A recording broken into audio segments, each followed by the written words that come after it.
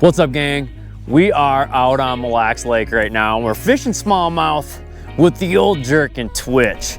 One of my favorite ways to catch them is with a jerk bait, and part of the reason why is it's just so effective at covering water. The bite's really fun and it's super interactive with the fish. Now, obviously, there's multiple different ways to do this, and my favorite way to do it, I'll start off with, is to get up on the flat and move water. I like fishing shallow water with the jerkbait, but you can fish them deep, which we'll get into in a second. I really like fishing these shallow, and I like using them on flats where I can kind of just roll around, use it generally as a search bait, work it pretty fast, and get an active fish to bite it, so I have an idea of what's on top.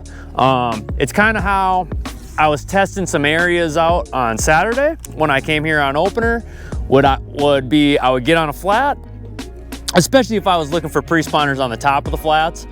Oftentimes I would get on them and just go through and put my trolling motor on like 6 and just go to town on that flat. And oftentimes I could pick up like a bite or two, but I would know immediately that the fish weren't super active on top of that flat if I didn't catch a bunch.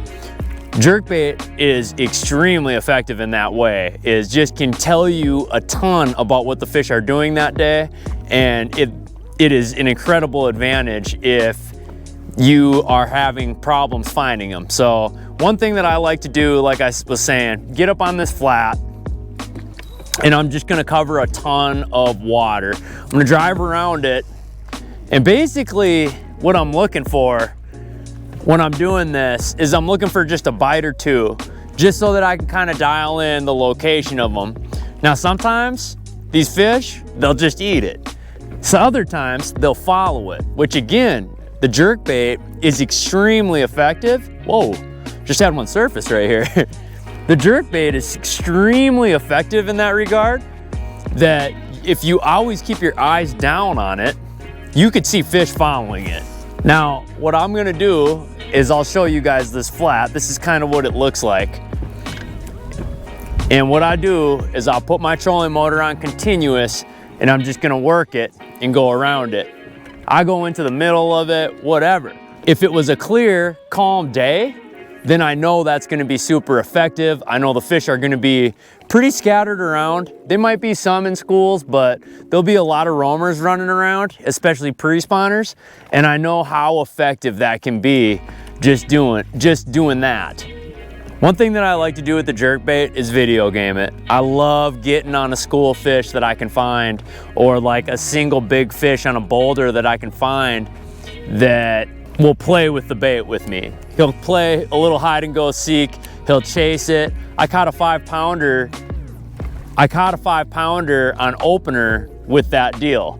Now, one of my problems, or one of my personal problems, is I always seem to mess it up when I can see them too good, and I kind of react to their movements a little bit, and I think that kind of just messes it up slightly. Yeah, this is like one of my favorite ways to catch them. Now, what I'm gonna do is I'm gonna run down this flat, I'm gonna circle it, and I'm gonna come back. And if I didn't get a bite, this bait literally touched a ton of what you're seeing around this flat. Now, here I am right here, right now, this bait just covered how much water as opposed to like a bottom contact bait, like a net or, even a swim bait.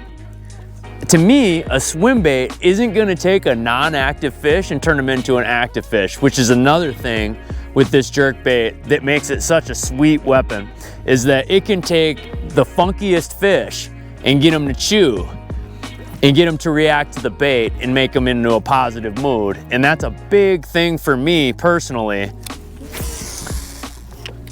Being a guide out here, sometimes we got to hit pressured areas where there's a lot of people that have fished it, or a lot of people that are fishing it at the same time.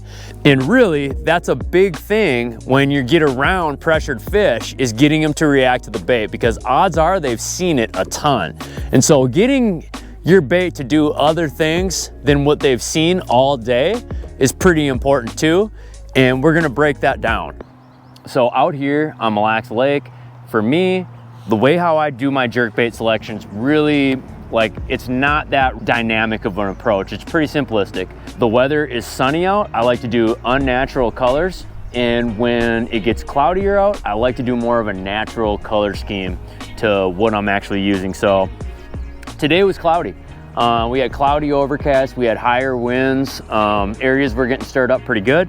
So I had my client throw this perch color Vision 110. This is a matte color Vision 110, and we were up in like 4-6 feet of water throwing it. These baits dive perfectly, they suspend perfectly, and they are definitely one of my baits of choice. And then for the pre-spawners, when we started off fishing right away in the morning, we hit some of my areas where I thought that there would be pre-spawn fish. That meant that we were gonna be targeting some more mid-depth ranges. So like 8 to 15 foot ranges. Knowing that there's not a lot of fish there, we wanted to kind of cycle those areas a little bit quicker. So I had one guy throwing a bottom contact bait, and then my other client was throwing a jerk bait. Whenever we get into those mid-depth ranges, that's when I rely on either the Vision 110+1 or the Vision 110+2. And we were throwing this guy. It was getting bit pretty good. So the first area that we pulled up to, we did manage to get one, and it was like a 4.5 on this jerkbait right here. And these dive the perfect depth. Now, I am not one of those people that'll tell you that you have to have a $30 jerkbait to catch them. You just don't. They are my jerkbaits of choice. I think that in really cold water, that's when it's really gonna count the most. Is the more difficult the fish are to catch, that's when you need to really put your money into the jerkbaits. When it comes to Megabass Vision 110s, they're the one jerkbait that I really don't like to mess with the hook. For me personally, using these Vision 110 or the actual stock hooks, I think is your best option because it makes that bait swim the most true compared to any other hook that you have on them. When they make these jerkbaits, they tune them so the weights that these actual hooks are, 1/10 of a gram could change things, could change the way that this bait moves. So it's really, really important that, to me anyways, that you keep those hooks on there. A lot of guys change them and they have good luck with them. So I'm not saying that you can't, I'm just saying that I personally don't. Whenever we get into more of a sunnier type of pattern, clear skies, maybe hardly any wind, or maybe there is a little bit of wind, I like to lean on colors that are more unnatural. So this by far is my favorite color jerkbait. It's Wagasaki. It is purple, silver, and gold, a purple, silver, and gold blend. This right here is a +1. I also like running just the regular Vision 110s. And then another bait that I like using whenever I'm getting into some of those areas where they're a little bit deeper, that's when I'm gonna lean on something like this. This is an Rapala X-Rap. I think it dives like, I'm not really sure how deep it dives, but it probably dives like 6-7 feet. This is a perfect mid-water column jerkbait to use. It's inexpensive. I think they're like 11-12 bucks. You don't got to go and spend $30 on Vision 110. These work freaking awesome. But again, I probably would use the more expensive jerkbaits on just really finicky fish. Now, these are my second favorite ones, and these are the Vision 110 Juniors. I love these for a post-spawn bass. You know, whenever these smallmouth start getting into their post-spawn phase, I call it the post-spawn blues. They get really lethargic. They start looking weird when they're coming out of their spawning areas, and you'll see them kind of just floating around. Those are like non-active fish, and oftentimes you can't catch them. You need something that's really subtle or something that's gonna just get their attention and make them move fast for a split second. That's when you get into like 3 different baits: spy bait, hair jig, and then these Vision 110 Juniors. These Vision 110 Juniors are like the perfect bait for post-spawn fish when you don't want to just fish like a hair jig, or you don't want to just fish a spy bait. One thing that I like about these two during that post-spawn front is that they'll actually eat this. Like, it seems like whenever I catch them on a spy bait, I'm always catching them on that back hook, and I don't have a really good landing ratio with it. It seems like on post-spawn, whenever they eat this thing, it's gone. So that's something that I really look at too as well. Next, we got the rod, and the rod is like probably one of the more important things. Now you can do either or. You know, some guys like using spinning rods. I know that I have clients all the time that can't use bait casters very well, so we have them throw them on spinning rods. For me personally, I like using like a drop shot rod, so a medium light. I use like a medium light 7-footer. I have them throw it with that, and then I use a casting rod too. This is a Toxic Elite 6'9" medium light. I'm throwing it with a Daiwa Tatula TW70. And these TW70s are like a micro bait caster reel. They're super light. I'm throwing it with 10-pound test fluorocarbon, Seagar and Vizex. And what I'm doing with it is it's a super parabolic rod. So I don't know if we're gonna be able to see this, but I'll bend back.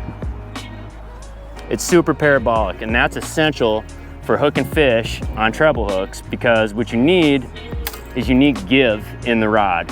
Because what happens is you get too stiff, those fish start to jump a lot. Smallmouth are notorious for fighting super hard. They start to jump a lot, and what happens is they'll spit those hooks pretty easily. So something that has a lot of give, something that has that parabolic bend is gonna keep those fish pinned, and it's gonna get you to be able to hold on to them and actually get them in the boat. But that's really important, the whole setup as one. So you guys all know that I'm super into like having setups that can do multiple things so that you don't got to spend a bunch of money. But this is one of those situations in my mind that I feel like you have to have a technique specific setup. That's jerkbait fishing in a nutshell. I'm gonna be back out here next week. If you guys are looking to book trips with me, you guys can get a hold of me on social media, either Facebook or Instagram, and we'll see you guys next time.